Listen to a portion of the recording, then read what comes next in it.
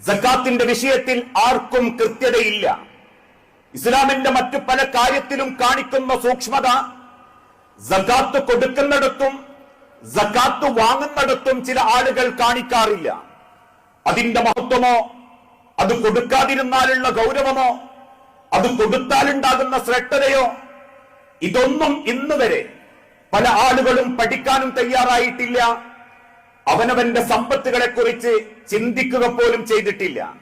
പ്രിയപ്പെട്ട സഹോദരങ്ങളെ, അള്ളാഹു പല വഴിക്കും നമുക്ക് പണം തരും.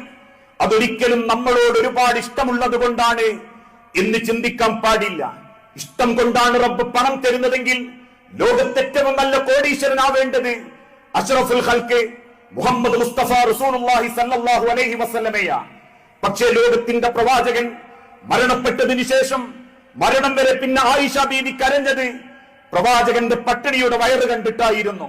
വയറ് നിറച്ച റസൂലുള്ളാഹിക്ക് റൊട്ടി കിട്ടിയിട്ടില്ലെന്നും 3-4 ദിവസം പച്ചവെള്ളം കുടിച്ചാണ് എന്റെ ഹബീബ് ജീവിച്ചതെന്നും പറയുമ്പോ ആയിഷ റളിയല്ലാഹു തആല അൻഹ ഹൃദയം പൊട്ടി കരഞ്ഞിട്ടുണ്ടെങ്കിൽ എന്റെയും നിങ്ങളുടെയും പോക്കറ്റിലും ബാലൻസിലും കിടക്കുന്ന പണം അതേത് സെക്കൻഡും കൊണ്ടുപോകാൻ കഴിവുള്ള റബ്ബാണ് അത് തന്നത് എന്ന പൂർണ്ണ ബോധ്യം നമുക്കുണ്ടാവണം.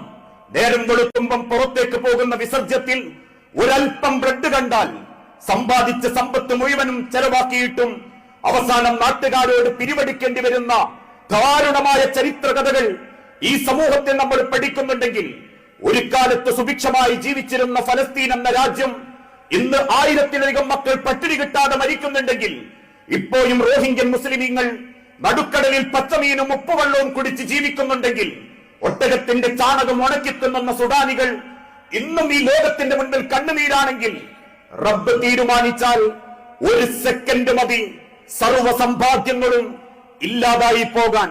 അതുകൊണ്ട് തന്നെ നിങ്ങൾക്ക് റബ്ബ് തന്ന പൈസ അത് റബ്ബിന്റെ തൃപ്തിയിലൂടെ മുന്നോട്ട് പോകണമെങ്കിൽ തീർച്ചയായും ആ സമ്പത്തിൽ നിന്ന് നിങ്ങൾ സക്കാത്ത് കൊടുത്തേ മതിയാകൂ.